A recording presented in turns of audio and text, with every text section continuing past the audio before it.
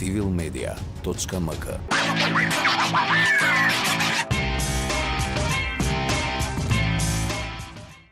Добре дојдовте во ново издание на Кратки нозе. Заедно со вас разоткриваме нова серија дезинформации со цврсти факти и аргументи. Ова издание на Кратки нозе го посветуваме на гостувањето на председателот на ВМРО ДПМН Христијан Мицкоски во топ тема на телевизија Телма на 17 ноември.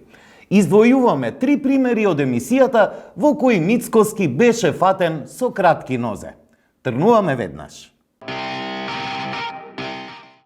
Во дел од интервјуто за топ тема Мицкоски зборуваше за собраниската седница за гласање недоверба на владата на 11 ноември, неуспехот на опозицијата да обезбеди мнозинство и отсуството на пратеникот на Беса Кастриот Реджепи. Мицкоски прво вели дека тоа е лична одлука на пратеникот кој се премислил, дека ја почитува и дека нема повеќе намера да зборува за неа. А фактот е дека имавме 61 подпис од пратениците, кои што заедно со допис беа доставени до председавачот во парламентот.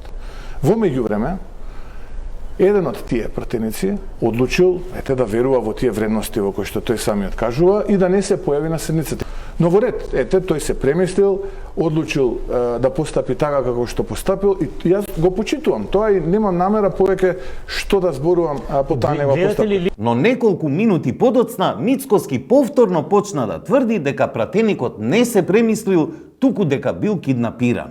Не велам дека не е легитимно вие да киднапирате пратеници, потоа да им давате текстови да читаат пред камера на бела позадина, па потоа да ги убедите да излезат во јавност и така натаму.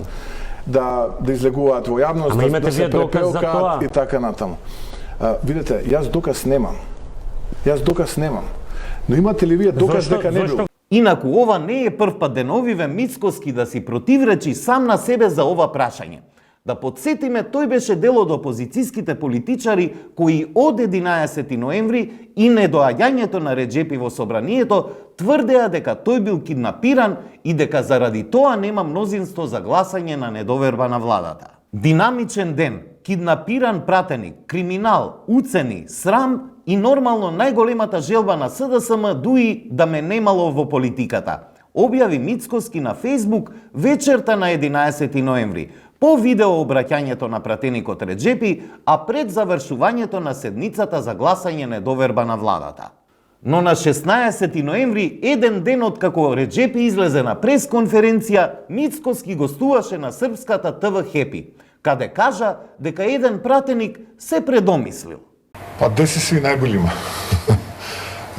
Нажалост нисмо успели, тако е и поред тога што сме имали тај 61 подпис, што е апсолутна веćina у македонски парламент, ali ето еден се предомислио кој се пред тога, пар дана пред тога, мисли неделју дана пред тога подписал на тај список. На 17 ноември пак пред неговото вечерно гостување на телевизија Телма, во изјава за медиуми на настан во кисела вода, Мицкоски повторно тврдеше дека имало буквално киднапиран пратеник кој под присила давал изјави. Профилот е јасен на човек кој што е практично киднапиран и кој што под присила мора да дава изјави такви какви што дава. Прво треба да имаме одговор на прашањето што се случи со пратеникот кој што беше буквално киднапиран, можеше неговото семејство да стапи во контакт со него.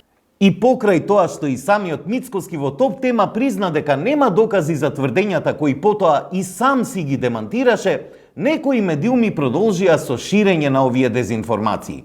Република објави содржина со наслов Мицкоски, власта сама себе се бойкотираше, пратеник како во Боливија читаше напишана изјава, а во позадина бел ѕид, во која има фотомонтажа на Реджепи како киднапиран од Заеви Ахмети со автоматско оружје.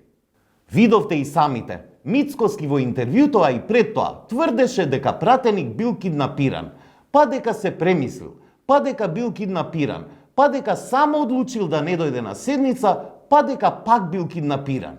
Останува само да видиме дали Мицкоски ќе се договори со Мицкоски.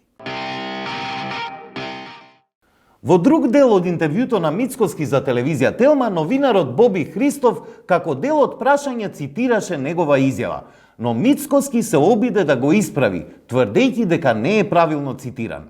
Но новинарот побара од режија да ја пушти изјавата. Мицкоски и овој пат остана со кратки нозе. Погледнете ја оваа ситуација. И велите: жалам, простете ми што се уште морам да бидам дел од еден ваков срам. Што бев дел? Што бев дел? Без се уште, што бев дел од уште овој морам да бидам дел. Тоа е изјава во четвртокот, можеме и тонски да видиме. Пуштете, што се уште, што се уште без... Одиме со првата изјава на господин Мицкоски.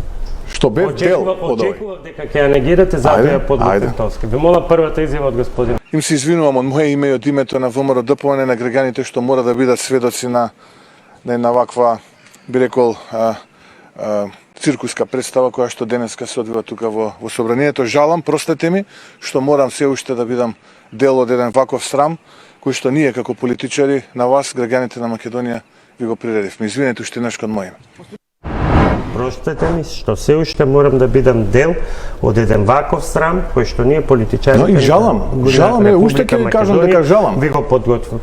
Да, жалам. Мицкоски и во оваа ситуација остана со кратки нозе. Но она што е поважна лекција од оваа ситуација е добрата подготовка на новинарот за интервјуто, која е главна заштита и за новинарите и за публиката од обидите на политичарите да изнесат невистини или да манипулираат.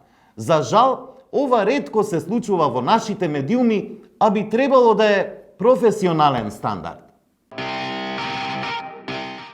Во гостувањето на Топ тема, Мицкоски изнесе и тврдење дека со недоаѓање на собраниската седница за гласање недоверба на владата, пратениците абдицирале.